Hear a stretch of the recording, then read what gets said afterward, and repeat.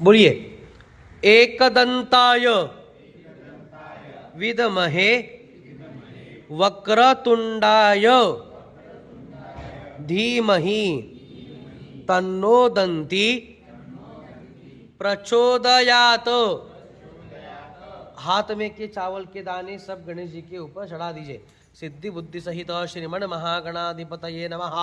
सर्वोपचारार्थे मंत्राक्षताम समर्पयामि। गणेश जी को सबने नमस्कार करना है। नमस्करोमि। अपनी जगह के ऊपर एक गोल परिक्रमा कीजिए।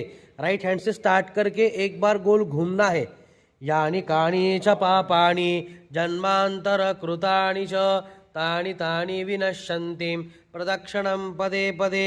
बैठिए नीचे सब लोग। ओम स्वस्ति न इंद्रो वृद्धश्रवाः स्वस्ति नः पूषा विश्ववेदाः स्वस्ति नस्तार्क्ष्यो अरिष्टनेमिः स्वस्ति नो बृहस्पतिर्दधातु स्वस्तिस्तु या विनाशाख्या पुण्यकल्याणवृद्धिदा विनायकप्रिया नित्यं तांच स्वस्तिं ब्रुवन्तु।